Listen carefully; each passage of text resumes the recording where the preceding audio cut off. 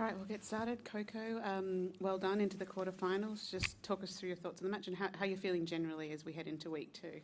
Yeah, first Aussie quarterfinal. Super happy to be in this position and to be here.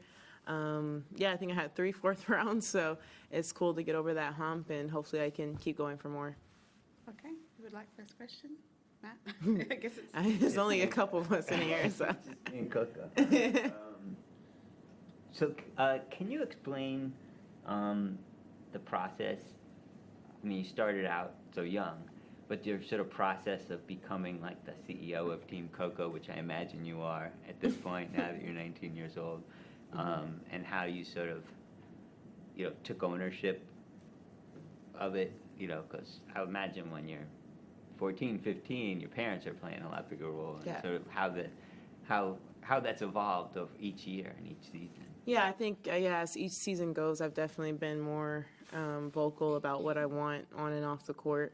At first, like 15, 16, my parents were doing a lot of it for me, just so I could just focus on tennis. And now I'm moving in, to more of the role where I'm getting older and having to make more decisions and all of that on and off court. And, I think for me, I know myself pretty well, and I know what I need to do to succeed. And I also, not every single thing, that's why we have coaches and people to advise me. But, you as a player, I think all the great players kind of know what they need to do and need help from others. And I think for me, I know what I need to do, and it's just all about having the right team to guide me into that path on how I want to do it, or, how I want to train, or how I want to, work with certain brands, stuff like that. So it's definitely been progress with each year, and adulthood is something that I'm really enjoying learning, and I'm not completely there, but, every year I think I'm getting better and better at it. Was it like pushback initially, like, when you started to assert yourself? Not really. No. My dad naturally, not protective, but naturally he'll not even make decisions, but naturally he'll just be protective and be like, oh, I can say no for you if you want me to, or I can always be the bad guy. Whenever he needs to be the bad guy, he'll just be like, blame it on me. He doesn't really care what people think about him. So I always appreciate having like him by my side, because I'm also in the position I am. I probably can't, be as assertive as him just because of me. But in general, I think that he's just always been the one to, do those decisions. And now, he kind of stepped back in the role and just saying, like, if I'm here, if you need me, but, I'm not going to make decisions for you, but I can give you advice and all of that. So there's never been pushback. I think that's just how they always raised me, slowly letting me, see the behind-the-scenes stuff and teaching me about it. And I have a lot to learn, but, I would say end of last year was like the start of really, doing more of myself off the court. 22 or 23? 23, like maybe mid-season probably. Okay, Prajwal? Hi. I wanted to ask you about your athletic ability. Did it ever, being a track athlete, ever crossed your mind when you were younger? How much do you like training, the running and the aerobic stuff? Mm-hmm. If you can just talk about that, and if you ever timed yourself across 100 meters or 50 meters or something like that. Yeah, I did do track and basketball, and I really love track, and I think I would have been a good 400 runner. I've actually never really timed myself just a straight sprint. The only times I'm on the track is for cardio, and we're doing a lot of them, so the time it's not really the true time, because we're 5 or 6 400s in. But I am curious. I do want to do that. Maybe I'll bring it up to my fitness coach and see if he can do a session just to see what my time would be. I don't think I would have been, I'm explosive, but I don't think I would have been a good 100-meter runner. I've always done better long distance. I think 400 would have been, I did 800 in middle school, but I think 400 would have been my race. And I always, in this off season, we always try to include cross training. I did some swimming, some running, and I wanted to do boxing, but the timing would never work out with the instructor. But I did do boxing before last preseason, not the last one, but the one before. So yeah, I think it just keeps it fun. And my parents always never wanted me to specify in a sport, which is why, like, when I was 13, I knew that I was going to play tennis, but they still put me in basketball and track. And I ended up missing my All-Star game because I had to play U.S. Open, Junior U.S. Open, and I made the finals of that tournament. So it's like I've always knew tennis was going to be my thing, but I think something about playing other sports teaches you how to use your muscles differently, teaches you the mindset. So I always recommend parents and just kids to not put themselves in the box so early, even though you know what your main sport is going to be. You'll be surprised the help of other sports can be. And another person that I know played a lot of sports, or played another sport, was Ben Shelton. He was a quarterback, and like his serve is like unbelievable. So my dad would, since like I was 8 years old, would have me like throwing footballs, and I think that just helps your movement and muscle memory. Okay. Did you have a question? Yeah. Coco, you've done so much in your career already. You've achieved so much. Do you ever forget that you're still so young, still just 19?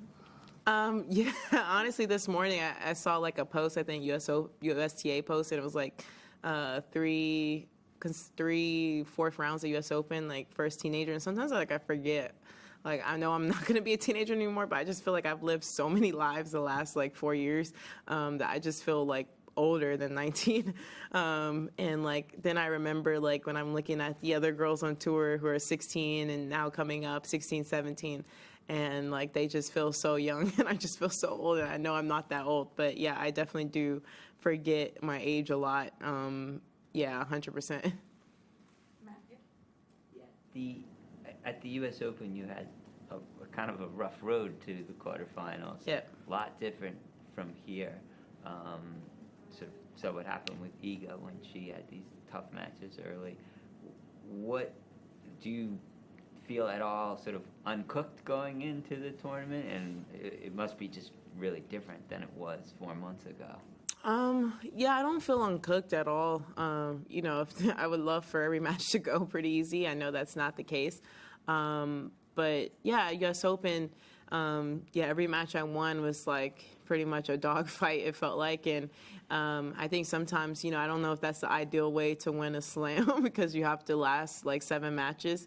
I just think that I just had the physical ability and mental ability to do that.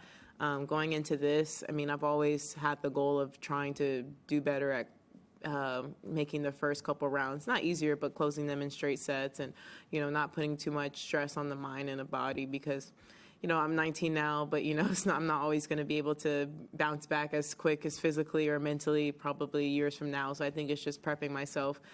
Everything that I do has always been for the longevity of my career, making sure I can have a long career. So I think the more I pay attention to maybe those 30 all points at 2-0 or like 40-30, like, yeah, you're up a break, but still paying attention to that game definitely makes it different in the matches. And U.S. Open, I mean, I did play higher ranked people earlier, so that's also another reason why I had so many long matches. But it doesn't feel different. I know that when it comes to crunch time, you know, whether if I have a long match the round before or not, I'll still compete the same and still feel just as sharp.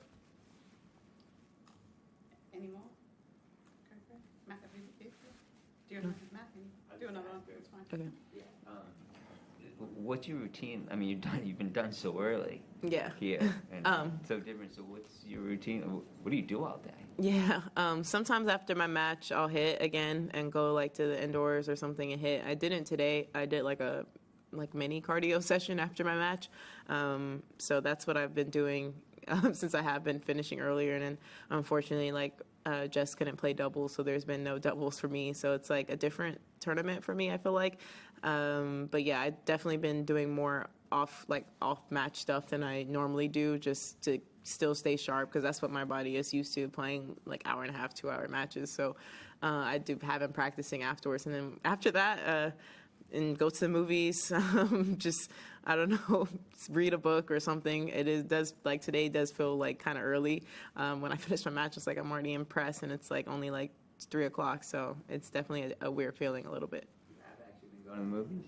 Yeah, I saw Poor Things last week, and I'm going to try to go tonight. So, yeah, luckily, movie theater's not too far, so there's nothing else to do in my hotel room besides do that. So, yeah. All right. Okay. Thank you. Thank you.